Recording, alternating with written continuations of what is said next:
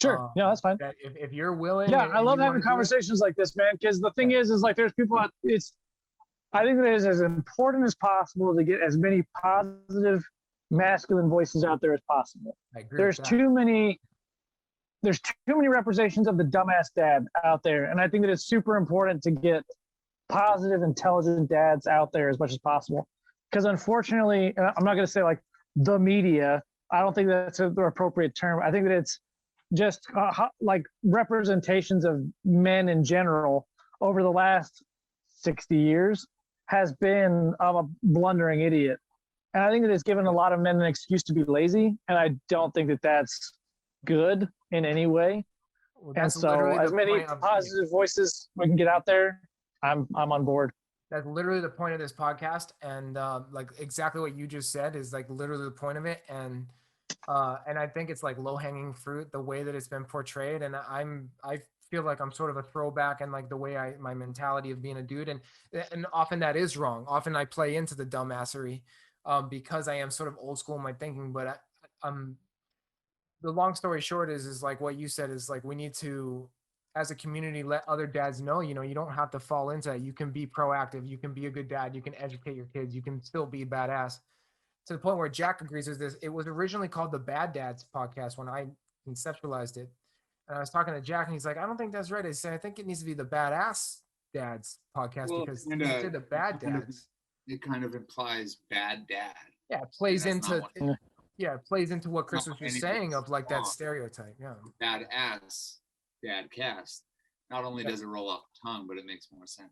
Makes more sense. Sure. And that's what we're trying to be. And like Chris is pretty much already there. Like I'm starting to try to layer in things that you're doing to get to the point where, yes, I am doing events that are competitive like you are, and like, and getting more involved and doing these proactive things. Cause I'm not just trying to like sit indoors all day and just be some like home dad, homebody, which is fine, I guess. And for dudes to do it is something a lot of dudes can relate to. I think a lot of dudes want to have a fulfilling life even past fatherhood. Like they don't want to just say I'm a father now and then stop.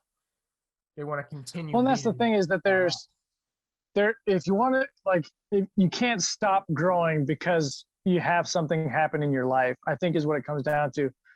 Fatherhood is an integral and important part of my life, but it's not the only part of my life. And I think that I am a better father because I choose to develop myself and have conversations like this. Yeah. So I think,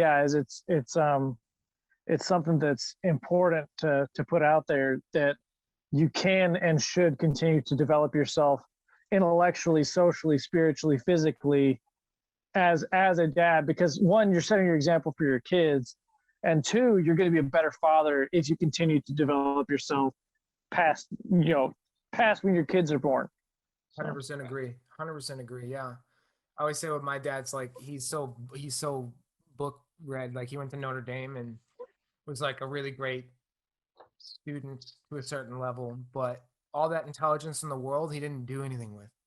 And to me, that's always been like my whole point in life is like, you can be as smart as you want to say you are and go around and you can live off that, and you can keep bragging about that. But at the end of the day, if you're not living a fulfilled life and actually going out and doing these things, you're really not somebody that I'm going to look up to. You're not really somebody that I'm going to aspire to be. And like, I would never want to turn to my kids and pass that same message down to them. Like, I want them to look at me and see what I'm doing and realize what it takes to have a life. And right now, honestly, like that's what we're building. Cause this past year and a half with the pandemic and everything is really like put a magnifying glass on that of like, what have I been working for? I was bartender for a long time.